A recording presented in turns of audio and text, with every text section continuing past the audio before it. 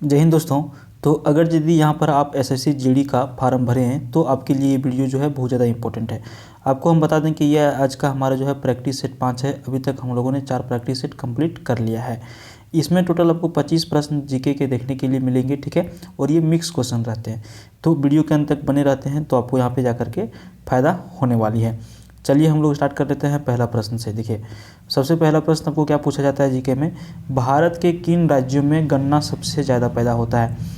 तो भारत में सबसे अधिक गन्ना का जो पैदा होता है वो होता है उत्तर प्रदेश एवं बिहार राज्य में, ठीक है।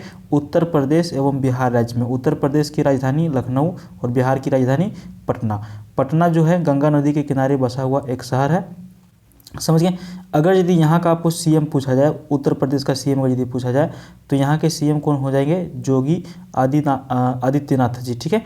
और यहाँ के हो जाएंगे कौन, नीतीश कुमार जी। तो आपको राज्य राजधानी और सीएम से भी प्रश्न पूछे जा सकते हैं परीक्षा में, ठीक है।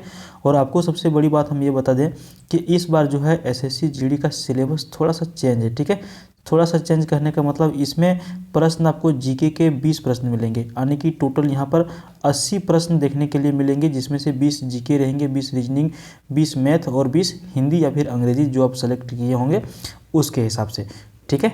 तो चलिए इसके ऊपर हम लोग इस तरह से अगर यदि आप सिलेबस को देखते हुए अगर यदि आप तैयारी करेंगे तो आपके लिए फ़ायदे की चीज़ रहेगी।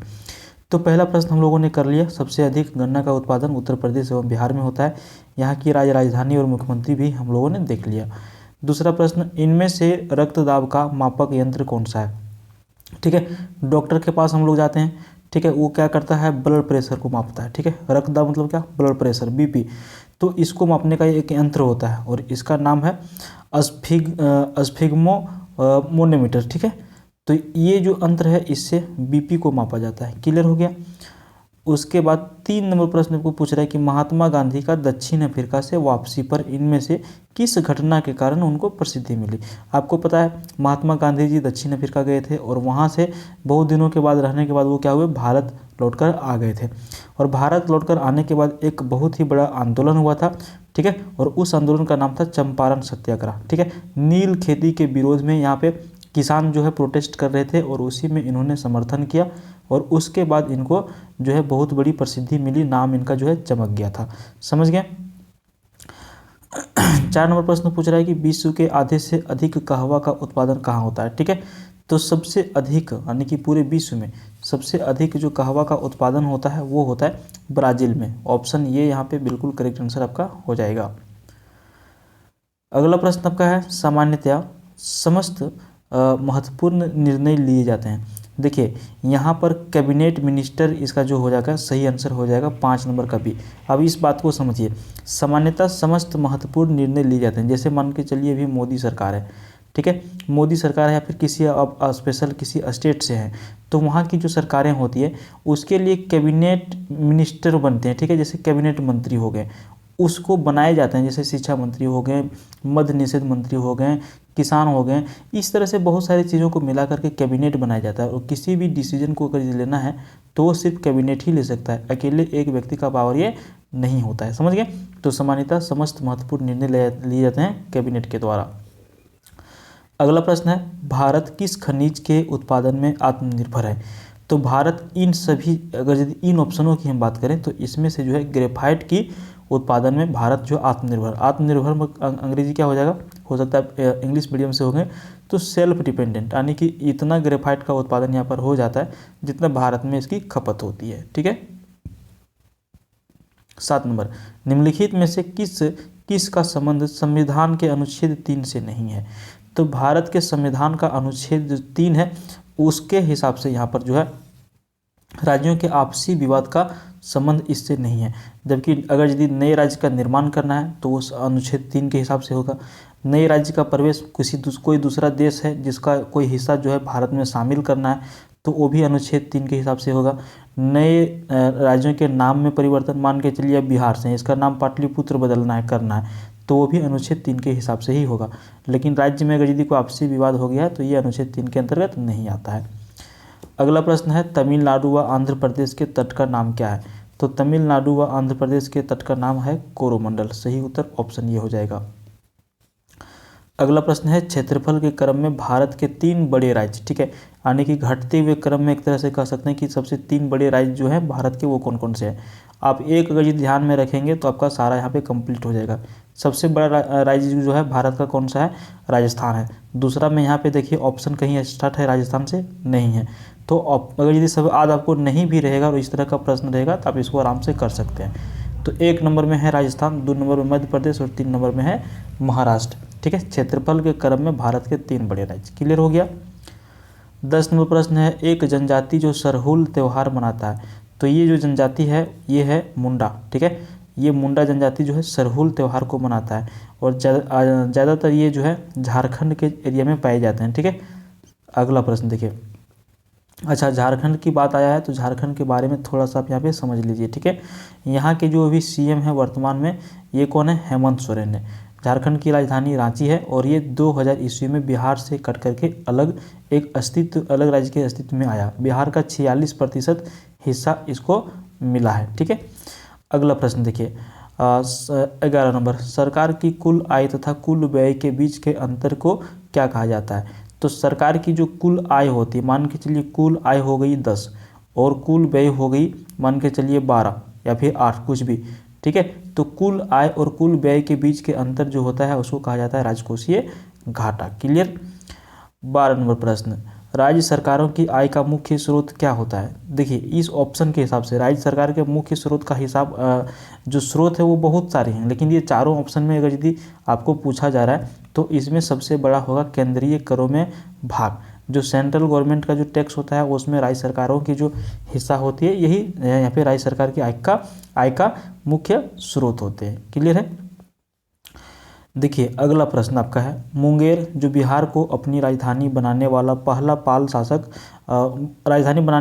शासक कौन थे। तो सही उत्तर क्या हो जाएगा, ऑप्शन बी, देवपाल ने मुंगेर को अपनी राजधानी बनाया था, जो पाल शासक से संबंधित है। 14 नंबर प्रश्न है, निम्नलिखित में से राज्यसभा के विषय में कौन सा कथन सही नहीं है। देखिए आप इसको थोड़ा सा वीडियो को यहाँ पर पॉज कर लीजिए, पहले ऑप्शन पढ़ लीजिए, ठीक है। थोड़ा सा अगर यदि ऑप्शन पढ़ लेते हैं तो आपको बिल्कुल यहाँ पे आंसर देने में आसानी होगा। हालांकि हम आपको आंसर सीधा बता देते हैं। इसका सही उत्तर हो जाएगा आपका 14 नंबर का ऑप्शन बी, इसका कार्यकाल 5 वर्षों का होता है। ये बिल्कुल क्या है, गलत है। इसका कार्यकाल कितना होता है, कम से कम 6 वर्ष का होना चाहिए। उसके बाद यहाँ पे सही क्या है, यह भंग नहीं किया जा सकता। देखिए राज्यसभा का ये भंग नहीं होता है। तीसरा में है, प्रत्येक 2 वर्ष के बाद 1/3 सदस्यों का कार्यकाल समाप्त हो जाता है, बिल्कुल सही है।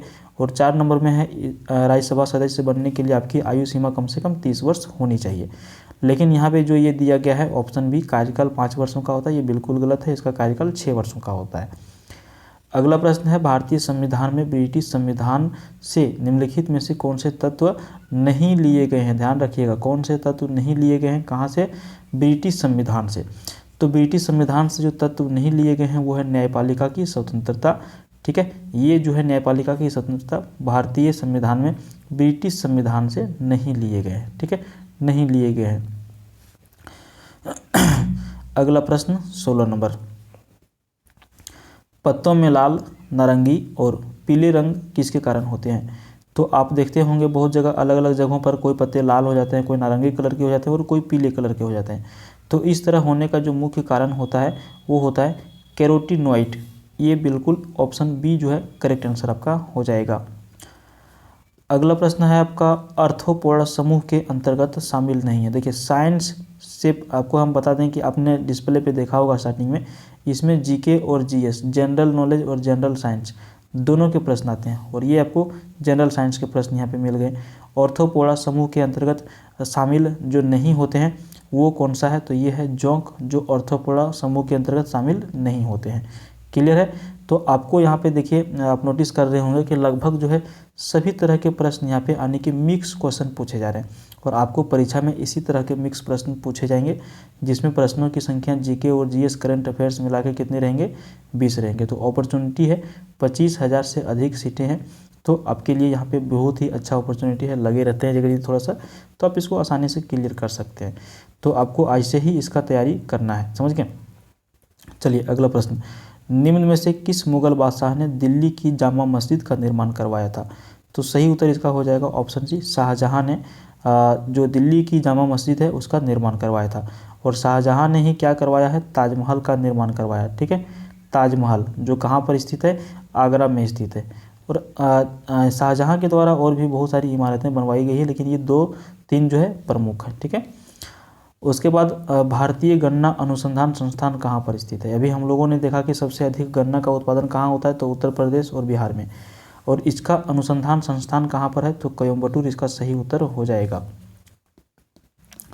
20 नंबर प्रश्न, पृथ्वी की आयु निर्धारित करने में निम्नलिखित में से कौन सी विधि का प्रयोग किया जाता है। तो पृथ्वी की अभी जो उम्र है वो कितनी हो गई है, अगर यदि कोई साइंटिस्ट इसको पता लगाना चाहता है तो वो लगा सकता है किसके माध्यम से, वो लगा सकता है यूरेनियम डेटिंग क्रिया के माध्यम से। क्लियर हो गया, यूरेनियम डेटिंग अभिक्रिया के माध्यम से पृथ्वी की आयु को ज्ञात किया जा सकता है। लेकिन अगर यदि जीवाश्मों की आयु को ज्ञात करना है तो इसके लिए कार्बन डेटिंग विधि का प्रयोग किया जाता है। अगर इस नंबर पूछ रहा है कि महासागर में ज्वार भाटा की उत्पत्ति के क्या कारण है। तो ज्वार और भाटा हम लोग बचपन से ही पढ़ते आ रहे हैं। ज्वार और भाटा का होने का जो मुख्य कारण होता है वो होता है सूर्य और चंद्रमा के संयुक्त प्रभाव से। क्लियर हो गया, सूर्य और चंद्रमा के संयुक्त प्रभाव से ज्वार और भाटा यहाँ पर आता है। ठीक है, उसके बाद 22 नंबर प्रश्न को पूछ रहा है कि वर्तमान बिहार में विधान परिषद तथा लोकसभा के सदस्यों की संख्या कितनी है। ध्यान रखिएगा बिहार के बारे में। तो यहाँ विधान परिषद और विधानसभा के सदस्यों की जो संख्या है वो है 75 विधान परिषद और 40 लोकसभा। ठीक है, क्या है, लोकसभा के बारे में पूछा जा रहा था, हमने विधानसभा बोल दिया था। तो यहाँ 40 लोकसभा सीट है और 75 विधान परिषद के सीट है बिहार में। बिहार का विभाजन किस वर्ष हुआ था। तो आपको हमने बताया कि झारखंड का यहाँ पे जो है बिहार से काट करके बनाया गया था 15 नवंबर 2000 ईस्वी को। 24 है अंतर्राष्ट्रीय जैव विविधता दिवस कब मनाया जाता है। सही उत्तर होगा 22 मई को। अगला प्रश्न है रोहतांग सुरंग का नाम पूर्व प्रधानमंत्री अटल बिहारी वाजपेयी के नाम पर रख दिया गया है जो 2 स्थानों को जोड़ता है। तो जो 2 स्थान जो हैं वो है लेह और मनाली, जिसको जोड़ने का काम करता है रोहतांग सुरंग, जिसका नाम बदल करके अब हो गया है अटल बिहारी वाजपेयी। ठीक है, तो ये आपको ध्यान में रखना है। उसके बाद यहाँ पे आपको 26 यानी कि इस वीडियो का अंतिम प्रश्न भी है।